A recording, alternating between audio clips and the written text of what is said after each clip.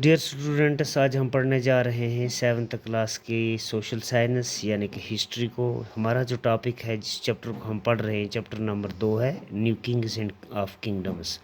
Title हमारा है आज का टाइप्स ऑफ लैंड। जो ब्राह्मण लोगों के पास जो ज़मीन है उसके बारे में हम पढ़ने जा रहे हैं कि वो किस तरह से देते हैं। Dear students, you know that today we discuss about the types of land which is distributed among the peasants of Chola dynasties. Chola dynasty को जो ज़मीन दी जाती थी उसके बारे में हम पढ़ते हैं कि किस तरीके से वो ज़मीन की डिस्ट्रीब्यूशन करते थे। So we start that how they maintain several categories of land. So first kind of land, Chola inscriptions mentioned several categories of land.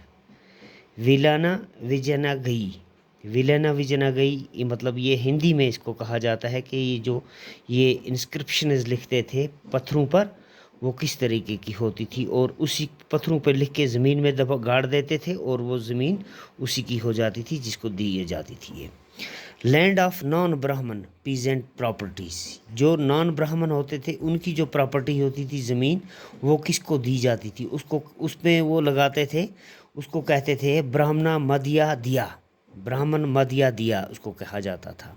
तो इसी तरह से दूसरे लैंड है लैंड गिफ्ट टू ब्राह्मणस, शाला बगिया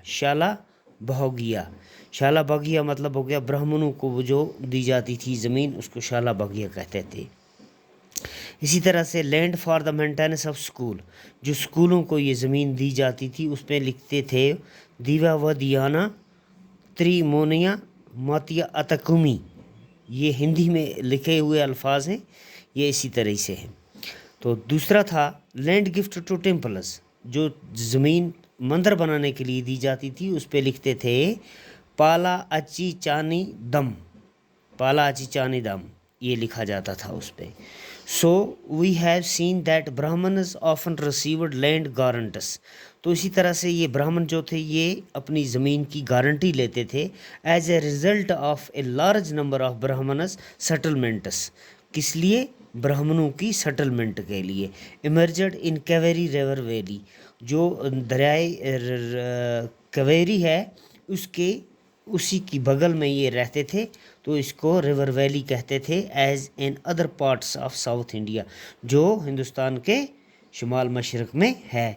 each brahmadeya was looked after by an assembly of permanent brahmins land holders, जो बड़े बड़े लैंड होल्डर्स होते थे जिनके नाम पे ज़मीन होती थी वही काम करते थे, असेंबलियों में भी वही होते थे और वो इस ज़मीन की लुक आफ्टर भी करते थे।